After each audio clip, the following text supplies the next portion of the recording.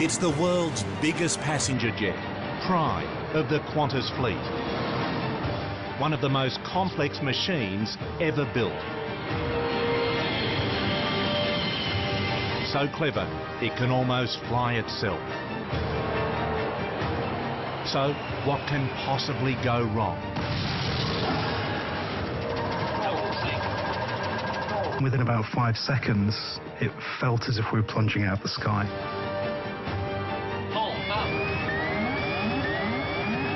The unthinkable is happening. There were two loud noises. Boom, boom. His number 2 engine was exploding into pieces. Engine 2 failed. Wing slats failed. Left ailerons failed. We're coming too fast, we're coming too fast. And I thought, this is not good. This was a life or death situation.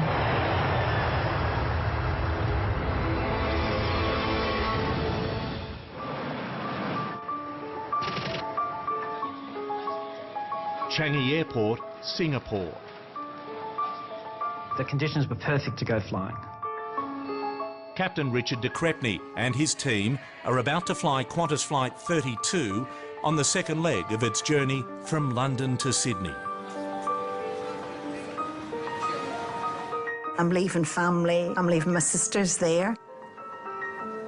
Rosemary and Larry Hegarty on their way home to Australia after a holiday in Ireland.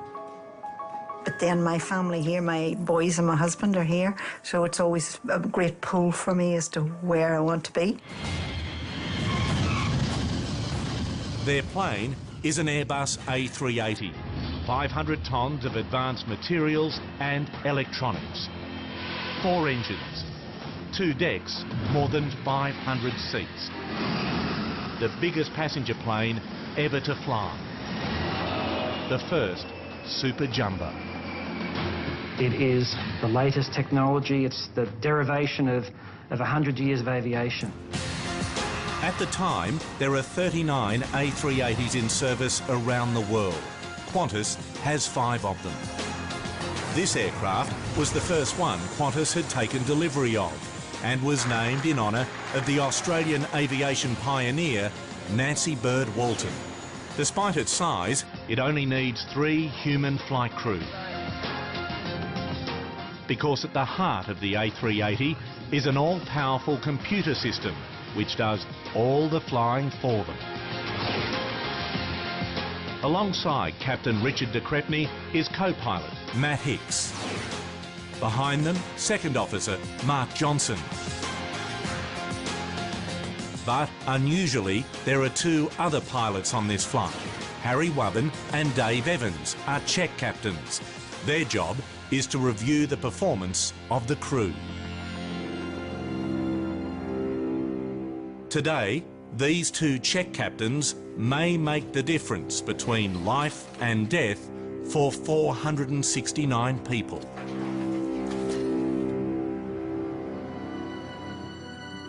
Before we took off, he said to me, "You're happy? Everyone happy?" I said, "Yep, just don't crash." Qantas Flight 32 lifts off from Changi Airport just before 10 a.m.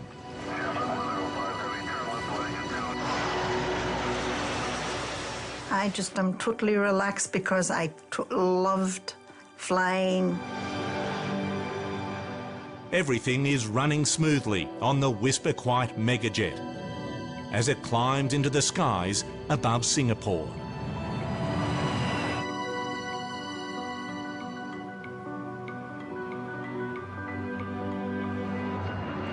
Five minutes later, as it reaches 7,000 feet,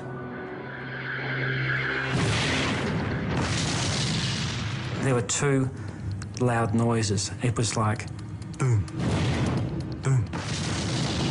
And I can remember seeing this flash of white come off the inner engine. And I just looked at Larry and I said, "Do you think we're going to be all right?" The next thing I did was just say a couple of quick prayers. And the whole plane started to vibrate. Captain de Crespigny's first reaction is to reduce power.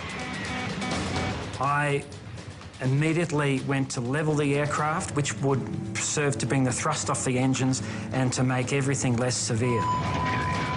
At the same time, the plane's computer system is telling them number 2 engine is on fire.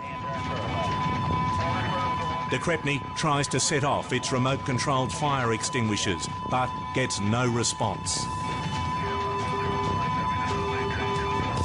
Then number 2 engine cuts out completely. Engine 2, fail.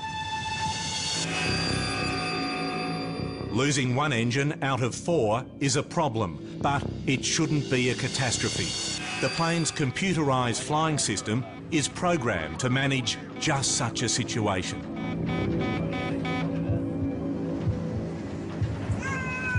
There was a girl sitting on the aisle seat opposite me, and she had a little baby. And she looked at me and she said, "What's wrong?" And I said, "I think something's happened, one of the engines, but it's all right, we've got 3 other engines." But single engine failure suddenly turns into something much worse. Wing slats failed, left ailerons failed. In just 1 minute, the system's reporting a cascade of over 50 different error messages. Fuel system and flight controls, Hydraulics at low pressure. landing gear, brakes, air conditioning.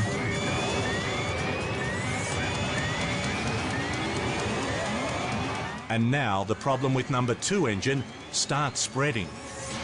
Engine 1, integrated mode. What I wasn't expecting to see was 2 other engines in less than normal condition. Engines 1 and 4 are still working, but the computer system is warning the pilots it can no longer fully control them. When you get a systems failure with an aircraft as sophisticated as the A380, if it's a big systems failure, the computer starts telling you everything that's wrong. And in the case of the Qantas flight, there were an awful lot of things that were suddenly wrong. Qantas Flight 32 is now in deep trouble. It's becoming clear the explosion has caused a massive failure of the A380's onboard computer system, and that means the plane can become virtually unflyable. 469 lives now hang in the balance in a battle of man over machine. Qantas Flight 32 is in a world of trouble. An explosion has already taken out 1 engine. Now the onboard computer system, which the pilots rely on to fly the plane, has suffered a massive failure. One of the worst things that can happen to an aircraft, and recent history has shown just how disastrous that can be. 2 years earlier, over the south of France, an Air New Zealand Airbus A320 has been on lease to a German airline. It's now on a short test flight before being handed back to its owner.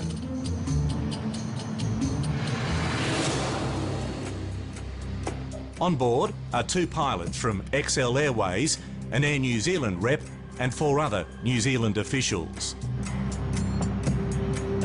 Just like its bigger cousin, the A380, the A320 is flown by highly sophisticated computerised systems. As part of the handover procedure, the crew need to test one of the most important functions, the stall protection. The A320 is designed never to stall. If its computer systems detect the plane is flying too slowly, they should automatically tilt the plane's nose downwards, power up the engines and accelerate out of the stall. That's the pitch. Pilot Keipel starts the test. The quickest way to stall an aeroplane is to slow it down and to point the nose up. It's a tricky bit of flying. Deliberately stalling an aeroplane is not kid stuff. This is a potentially dangerous test, normally carried out at 14,000 feet. But as the crew are heading back down towards the airport, they decide to do the test at just 4,000 feet. We're still reducing the speed. Golf Lima 888 Tango. As the nose comes up, pilot Keipel expects the computer system to take control. The crew was just waiting for the protections to trigger. The speed continues to drop. The plane gets slower and slower. But still, the computer system does nothing.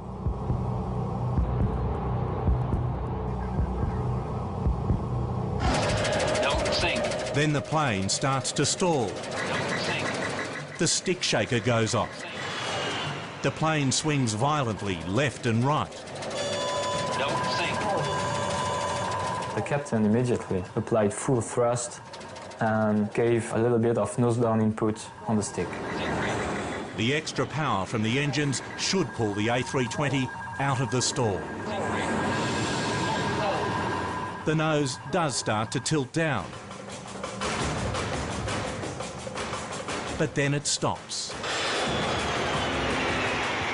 The aircraft is not responding the way it ought to. Suddenly, the nose starts soaring up again. It's pitching up all the time. The aircraft is now pitching up at a frightening angle. Should I increase our airspeed? The plane's stalling again.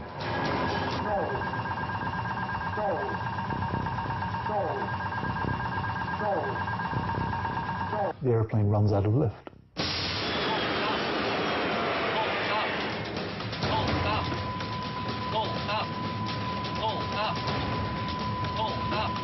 It's out of control. Don't sink. Don't sink. It flips over, then plummets nose down. Three. Up.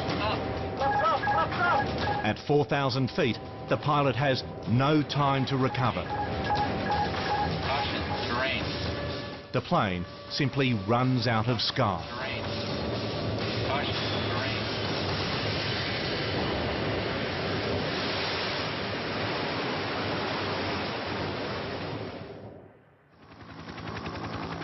The A320 plunges into the Mediterranean, killing everyone on board. An investigation into the crash reveals two small sensors linked to the plane's computer had frozen, telling the onboard system the plane was flying level when it wasn't. The A320 scenario highlights just how perilous the situation is for Qantas Flight 32 in the skies over Singapore. The pilots are facing something much worse than a faulty sensor. Engine 2, fail. Since a huge explosion, they're suffering failure after failure. Wing slats failed, left ailerons failed. Just 6 minutes after takeoff, they have one engine dead, two others only working manually. Engine 1 in degraded mode. The computer's bringing up an endless stream of warnings. Engine 4 degraded mode. The warnings start to contradict each other. The crew now realise their worst fear. The all-powerful computer system can no longer control the plane. November 4, 2010. Minutes after taking off from Changi Airport in Singapore, Qantas Flight 32 is in grave danger. An explosion in the number 2 engine has had a catastrophic effect on the plane's computer system. I had my thumb up most of the time, just cancelling the bells. You can't think with a bell ringing on top of your head. The crew struggle to understand what's going on. None of them have trained for total systems failure. Individually, everything was manageable, but we don't necessarily practice everything at once. Wing slats failure. Without the computer system to help them, the plane's almost unflyable. There's a danger the 3-man crew will be overwhelmed.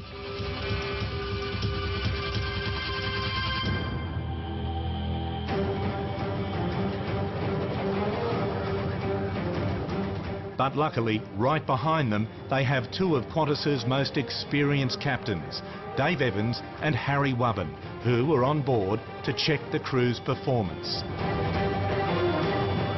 The 5 pilots divide up the tasks between them. Richard de Crespigny focuses on actually flying the plane. The first officer reads out the error messages. Landing gear control and indicator warnings. Then he and the second officer respond to them. In the chaos of confusing messages, the experience of the 2 extra captains is crucial. They help the crew take the decisions which the system can't. I do apologise, Hayes. Where we have a technical issue with our number 2 engine, we have dealt with the situation. At this stage, everything is secure. The aircraft is flying safely.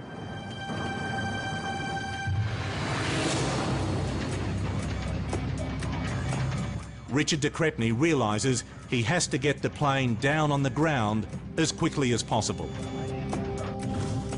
The pilots agree their best hope is to head back to Changi Airport. We just turned left and went up towards the north, back towards the field. But they're flying the world's biggest plane. It's badly damaged and still full of fuel. That means they'll have to land fast and overweight. The danger is they'll go off the runway. So they try to calculate their chances of landing at Changi Airport using data from the onboard computer. With the amount of failures, it was unable to make a calculation. The computer can't cope. They try another approach. So the computer really can't calculate what the pilots need because it's such an abnormal situation. There's been so much damage to the aeroplane that the numbers essentially aren't making any sense. So the crew puts in a contingency plan. And come up with just the slimmest of margins. But with a 4-kilometre runway, we had 3,900 metres that we would need. We had a 100-metre surplus. But it's only a best guess. If they're right, the landing's going to be incredibly tight. If not, it could be a catastrophe. Aircraft don't travel over rough ground. If it goes off the end of the runway, then you're looking at the risk of fuselage breakup, fuel leak, fire. Write your own scenario in terms of how bad it could be. Even getting the plane onto the runway is going to be a huge challenge. With the computer system overwhelmed, they've lost many of the controls they need to steer the A380.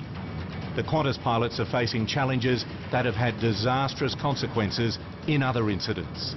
20 years earlier, a crew coming into land in Sioux City, Iowa, had to deal with a similar crisis.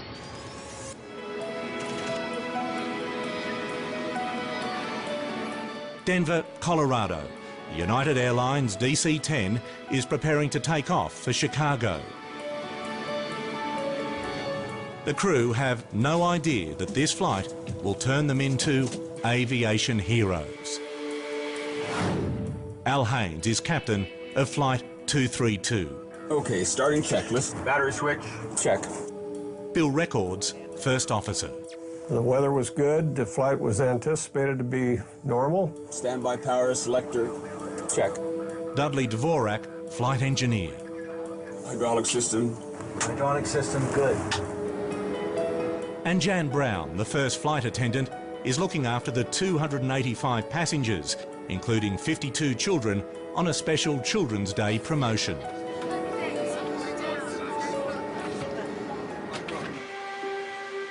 Thank you, Tara. Have a good day. Okay, gentlemen, here we go.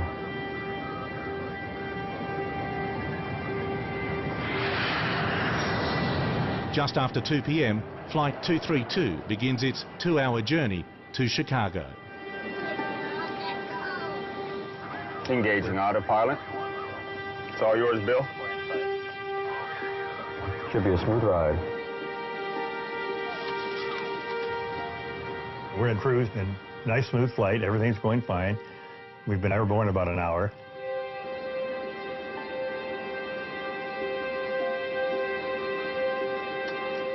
It was one of those extraordinarily beautiful July days. Things were going smoothly. I had expedited the service because Al had said that we might have a little turbulence before we arrived in Chicago. And so I wanted to have everything, the service cleared up in case we had to sit down. At 3:16 p.m, the pilots make a shallow right turn. I was in the economy section picking up trays. Went out of the blue. Suddenly, the tail-mounted engine explodes.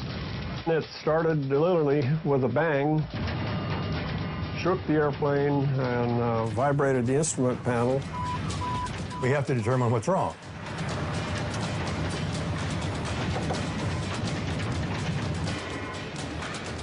Knowing that people always look at us to see what's wrong, I just kept my game face on. I see a woman holding a small boy on her lap. So I immediately go to her and I, in a very calm voice, told her, "Are you okay? We'll be all right."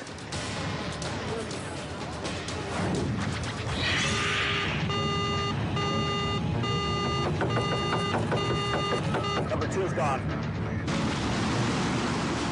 Just like on Qantas Flight 32, losing one engine out of 3 shouldn't be a problem. You just shut the engine down and go on with your flight. Ladies and gentlemen. We hear the cockpit announcing that we've lost an engine, and we still have 2 engines. We'll be all right.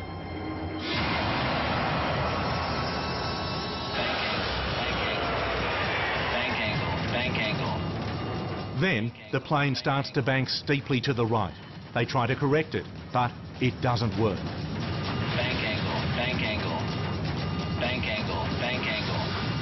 The pilots now realise they're facing much more than single engine failure.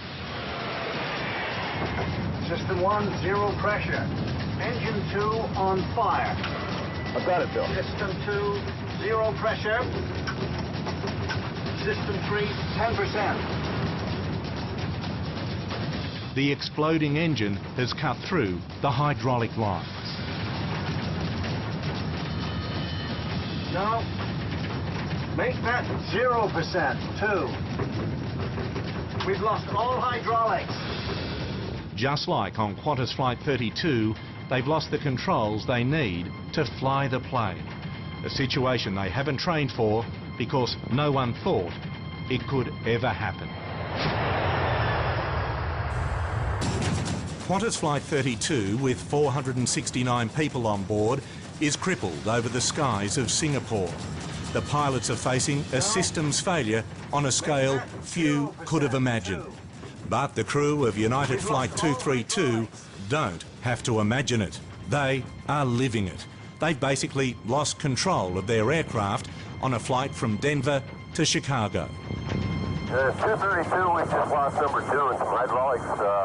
Airplane is emergency controllable here. We've been told that this cannot happen. This is an impossibility because of the way that the airplane is designed. It took us a while to realize we have nothing. All we had were the throttles, the power. And that's something we don't train for, so we don't really know how to handle that. Somehow, they have to find a way to manoeuvre the plane using the only control they have left, the throttles, which control the thrust from the 2 remaining engines. We're not told how to fly the airplane without hydraulics because you can't lose them. So you never practice it, you never drill it. It was completely foreign to us. At this stage, Jan Brown believes there is only a minor problem. I think it was Dudley telling me to come to the cockpit. We've lost all hydraulics.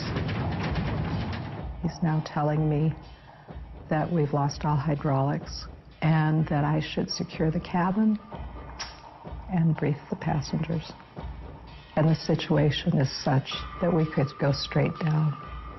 And there's nothing that can strike more terror, and I've never found the adequate word, petrified, terrorized, terrified, that this is a life or death situation.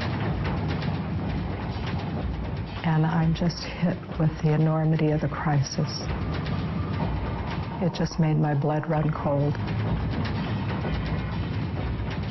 And my first thought is, oh, please, God, let me be someplace else. Jan is sent to reassure the passengers. My mind is working that I have to be calm, my crew has to be calm, we have to keep the passengers calm. I was very concerned when I picked up the first tray after I've come out of the cockpit and my hand was shaking. Meanwhile, Captain Haynes and First Officer Bill Records are struggling with their improvised steering. We just can't do all of that. There's just too much to do. What they need is another pair of hands. And just like Qantas Flight 32, the crew gets a lucky break. One of the passengers, Denny Fitch, is a DC-10 instructor. Comes up, introduces himself, and asks what he can do to help. The four crewmen divide out the tasks. So he's standing between Bill and myself and operating one hand on each throttle. If we had to turn left, one of us, either Bill or I, would say left, and we'd turn the control wheel to the left, and Denny would push the throttle up to the right to bring that wing up and help us turn. Easy, easy. Now some right. A bit more. It takes pinpoint accuracy and every ounce of concentration. We're not thinking about crashing. We're not thinking about burning. We're not thinking about how we're going to do when we get close to the ground. The main thing is take one step at a time. Okay, now some right. Gradually, they bring the plane back under control. The question is, can they land?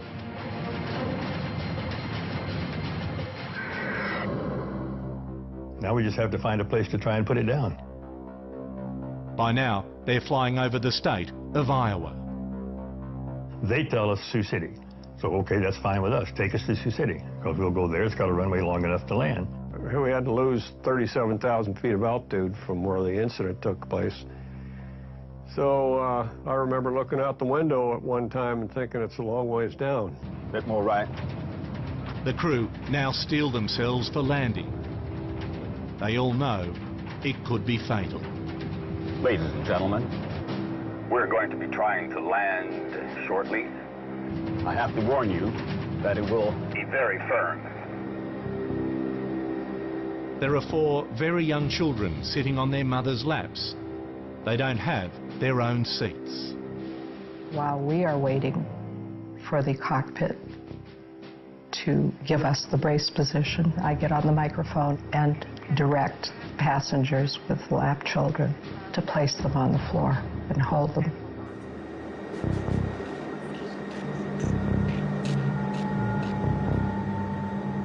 I'm saying this and I'm thinking to myself, this has to be the most ludicrous thing I've ever said in my life.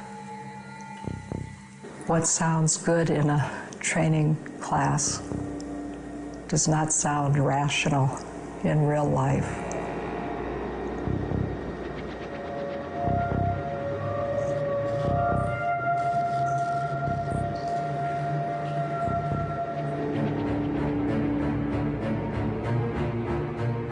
When we were approaching final, I was feeling both relief and quite a bit of apprehension at the same time.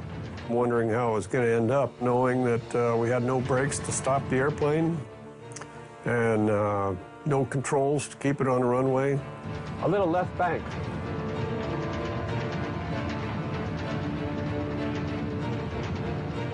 We were descending way too fast.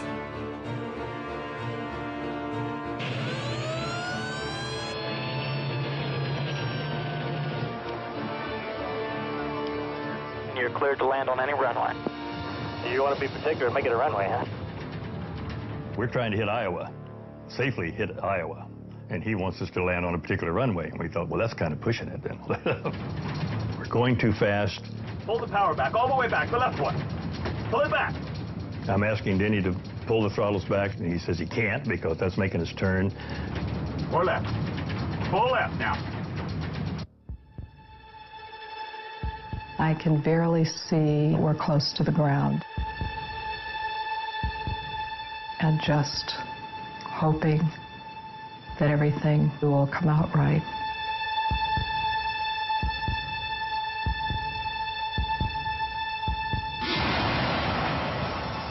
Right engine rolled us to the right.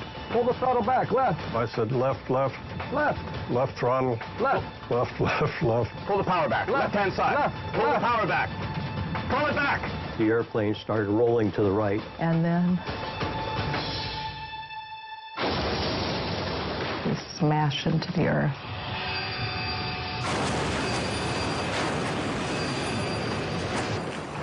And I just blacked out.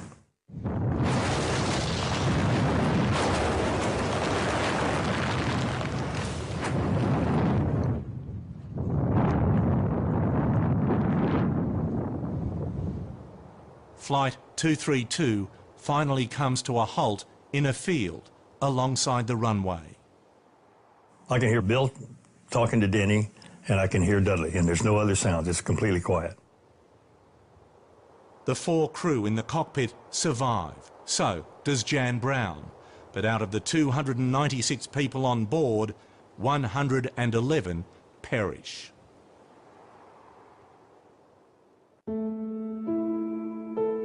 I look in front of me, and here comes the mother of this 22-month-old boy. And she says, I have to go back and get my son. And she looks up at me and she says, you told me that it would be all right. And he's gone.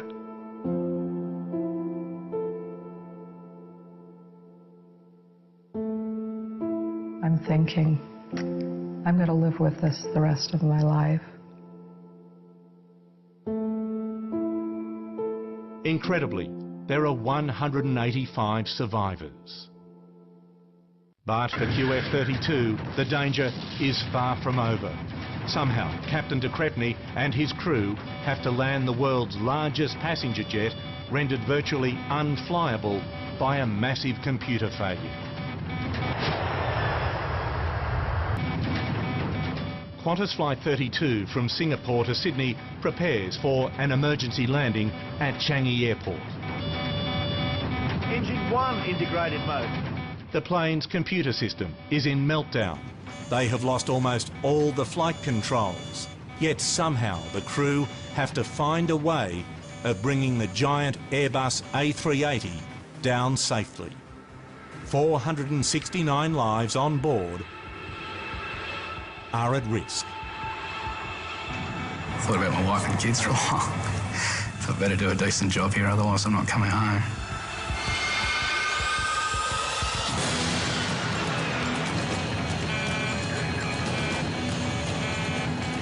Captain Richard de Crespigny and the 4 other pilots can barely steer the aircraft.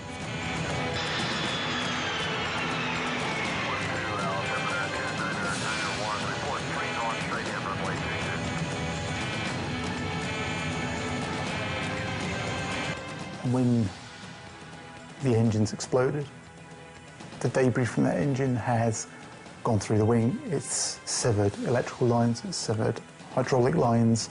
So to lose those systems is quite critical as to how much control the crew can exercise over the airplane. Worse still, it's full of fuel. It's 50 tonnes heavier than its safe landing weight. I had to be as gentle with the aircraft as I could. Being gentle is incredibly difficult. Normally, the computer system controls the plane. But without it, it's hard to correct the slightest roll to left or right. And damaged wing slats make it difficult to slow the plane down for landing. Controlling the airspeed is going to be an immense challenge. So Captain Richard de Crespigny adopts the same solution as the pilots on the United Airlines flight. He's going to use his engine throttles to manoeuvre. Number 2 engine is dead, but he still has limited thrust from numbers 1 and 4. So he sets them at equal power. This should stop the plane from rolling left or right. To control the plane's speed, he's going to use number 3 engine, the only one he can fully trust. My whole concentration was the runway and the speed, so I just had to make sure we flew exactly on that approach speed. We couldn't be fast. If we came in fast, we'd overrun. We couldn't be slow, otherwise he'd just drop out of the sky. The difference between stalling and hurtling off the end of the runway is just a few knots. It's not a margin that you would ever want to fly in normal operations. I told him the speed was critical, that he had to maintain the speed, which he knew. And I thought, well, thanks, Harry, that's an understatement. I do apologise, ladies and gentlemen. Check Captain Dave Evans warns the cabin crew. And I can remember overhearing him say it's going to be a very fast landing. And the air stewardess's eyes bulged at that comment. Hobby Tower, Long Easy 316 Delta Bravo, flight at 2. Air traffic control clears Qantas Flight 32 for final approach. Richard de Crespigny holds the plane steady.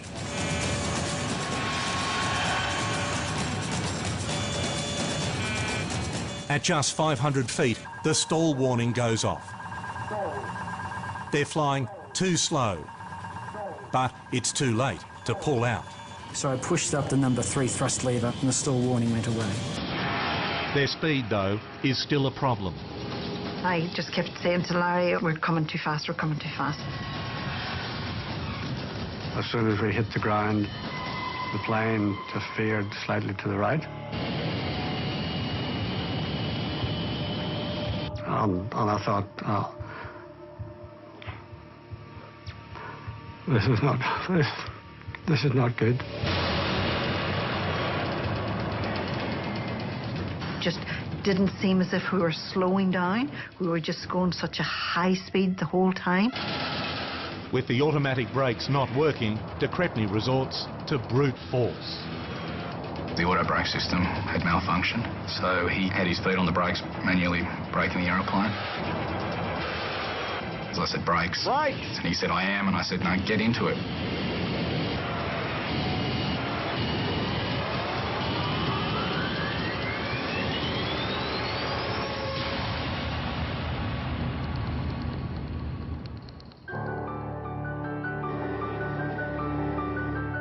They finally come to a stop just 100 metres from the end of the runway. There's an enormous sense of relief when it pulled up and we parked the brake. Everybody just clapped. It was just sheer relief, even though, as I say, it was a bumpy landing, but it was just sheer relief. All 469 lives are saved, but the question remaining now is, how did it happen? What caused such a monumental systems failure on the world's most advanced passenger aircraft? Has survived a near catastrophe. After losing most of its onboard computer systems, it's taken all the crew's skill and experience to get the A380 back on the ground safely. For the investigators, the biggest question is, why did the computer system fail so catastrophically? To find out, they focus on where the problems began, the explosion of number 2 engine. It became clear fairly early on that there had been some sort of oil-related fire problem. We worked quickly to try and establish how this sort of sequence of events could happen. They soon identify a crack in a tiny oil pipe. There had been a fracture of an oil pipe that led to a spray of oil into one of the engine cavities. The investigators now realise the oil caught fire, causing the engine's turbine disc to explode. This sent lethal debris hurtling through the wing faster than the speed of sound. Even this violent impact shouldn't have overwhelmed the A380's advanced control systems. Systems are designed with backup against those sorts of instances. But the explosion caused massive damage to the computer system itself. Slicing through crucial wiring and hydraulic lines, the computer couldn't cope.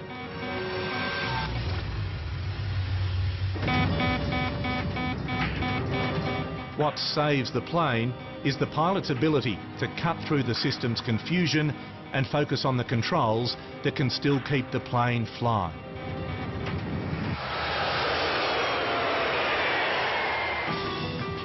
There's no doubt, automatic systems make today's planes safer and easier to fly.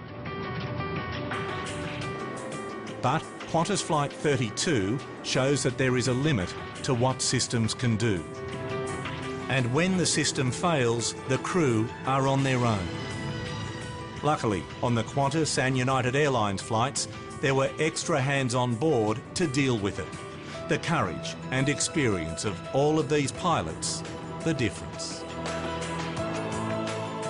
I think Al said it appropriately one time. He said that somebody must have been looking out for us, that we had survived.